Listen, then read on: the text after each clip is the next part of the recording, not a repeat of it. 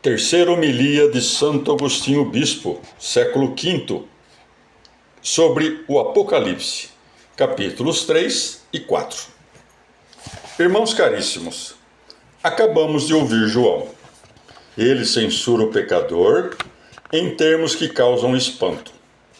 Por isso, consideremos com grande temor e temamos com tremor o que ele disse. Conheço as tuas obras e sei que o teu nome indica que estás vivo, mas estás morto. Só morre aquele que cometeu o delito mortal, segundo o que foi dito. A alma que pecar morrerá. Ezequiel 18:20. É para lamentar que muitos, segundo se afirma, transportem almas mortas em corpos vivos. Está vigilante e confirma o resto que está prestes a morrer. Isto diz o santo, o verdadeiro, o que tem a chave de Davi, isto é, o poder real, que abre e ninguém fecha, que fecha e ninguém abre. Como é evidente, Cristo abre a porta aos que batem a ela. Aos hipócritas, isto é, aos fingidos, fecha a porta da vida. Eis que coloquei diante de ti uma porta aberta. Foi dito isto para que ninguém afirme que pode fechar, mesmo parcialmente, a porta que Deus abre em todo o mundo à igreja, porque tens pouca virtude. Palavras de louvor para Deus, que abre a porta da igreja aos homens de pouca fé. E escreverei sobre ele o nome do meu Deus. Tal é o sinal que nos caracteriza como cristãos.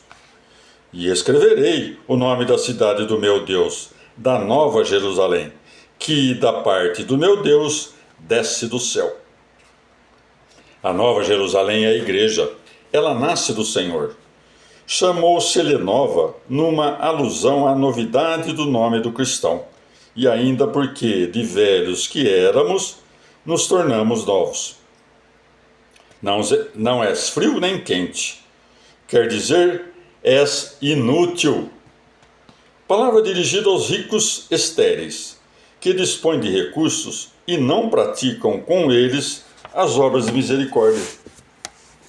Não são pobres, dispõem de recursos, e não são ricos, não praticam boas obras com as riquezas que possuem. Aconselho-te que me compres ouro. Aconselho-te que te faças ouro, dando esmolas e praticando insistentemente boas obras, de modo que recebas de Deus o entendimento e, pelo teu bom porte, mereças receber o martírio. E eis que uma porta estava aberta no céu. Chama a porta aberta a Cristo, porque Cristo é a porta. Chama céu a igreja, na qual se realizam os negócios celestes, como diz o apóstolo, para restaurar em Cristo todas as coisas, as que há nos céus, como as que há na terra. Efésios 1:10. O céu é a igreja primitiva constituída pelos judeus, e a terra é a igreja constituída pelos gentios. Sobe para aqui e eu te mostrarei. Isto aplica-se não só a João, mas ainda à igreja e a todos os crentes. Todo o que vir a porta aberta no céu, isto é, todo o que acreditar que Cristo nasceu, padeceu e ressuscitou, sobe ao alto e vê as coisas futuras.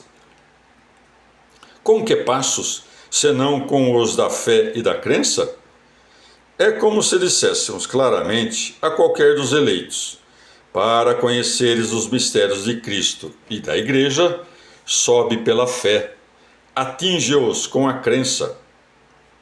João é oportunamente o primeiro a ser convidado pela voz a subir a porta do céu e ao céu.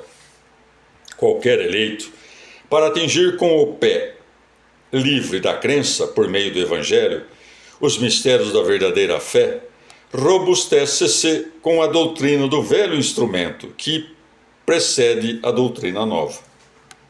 E eis que estava colocado um trono no céu, isto é, na igreja.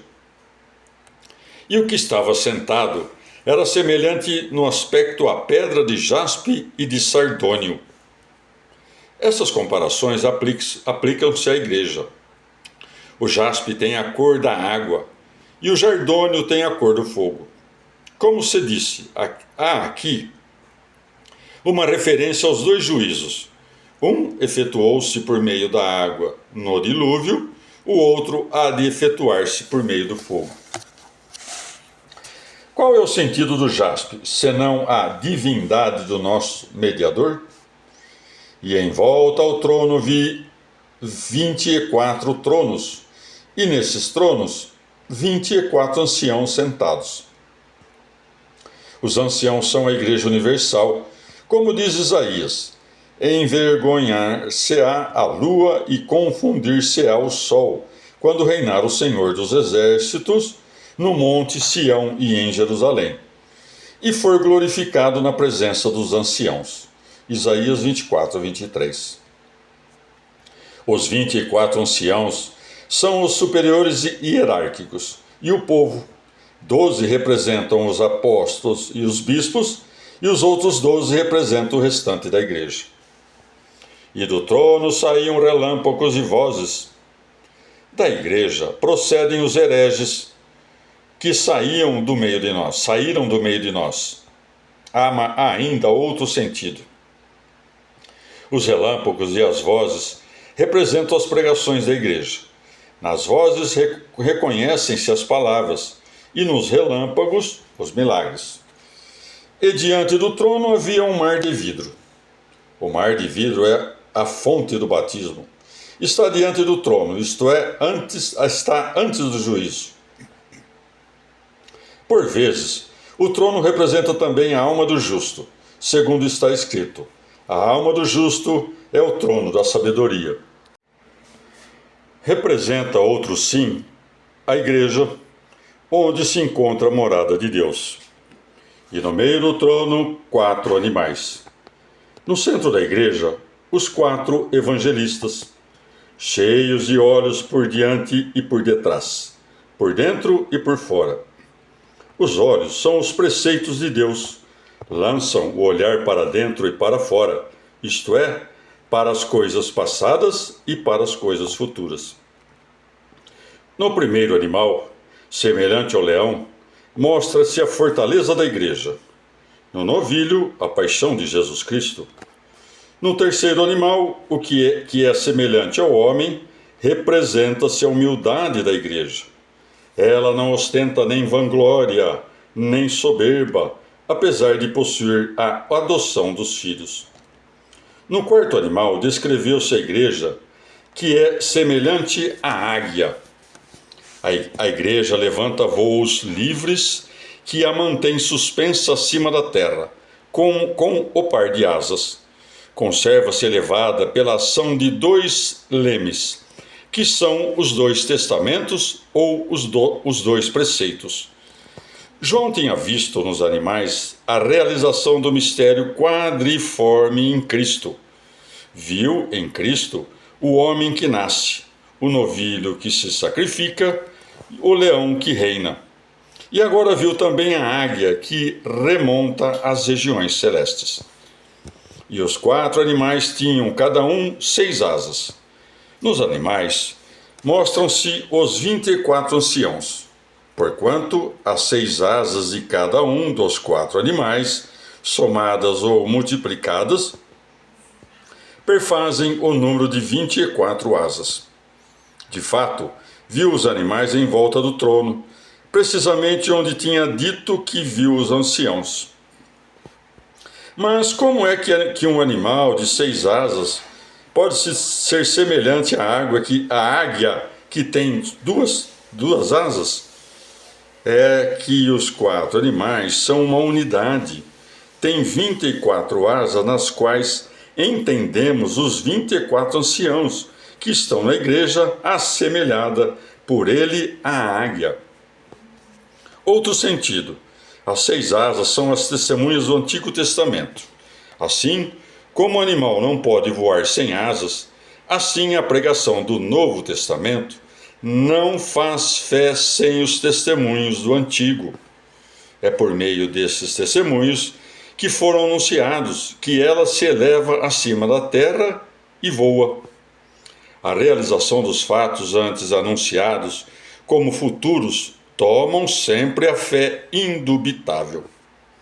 Se não tivessem sido confirmadas em Cristo as coisas que os profetas anunciaram, vã seria a pregação deles. A Igreja Católica é depositária do que antes foi predito e depois consumado. Com razão, um dos animais voa e eleva-se da terra para o céu. E os 4 animais não repousavam. É a igreja que não descansa, mas está sempre ocupada em louvar a Deus. Também podemos considerar os 24 anciãos como representantes dos livros do Antigo Testamento e dos patriarcas e dos apóstolos. Os relâmpagos e os trovões que se dizem saírem do trono são as pregações e as promessas do Novo Testamento. E os 24 anciãos lançavam as suas coroas diante do trono. É assim porque os santos atribuem a Deus toda a dignidade que tem. São as palmas e as flores que eles espalhavam sob os pés de Jesus, segundo o testemunho do Evangelho. Mateus 11:8. Atribuem a Deus todas as suas vitórias. Senhor Deus nosso, Tu criaste todas as coisas, e pela Tua vontade eram e foram criadas. Eram no pensamento de Deus, que possui todas as coisas antes de serem criadas. Foram criadas e também vistas por nós, como diz Moisés à igreja. Não é Ele, o teu Pai, que te fez e te possuiu e te criou. Deuteronômio 32:6. Possui-te na sua presciência, fez-te em Adão, criou-te de Adão.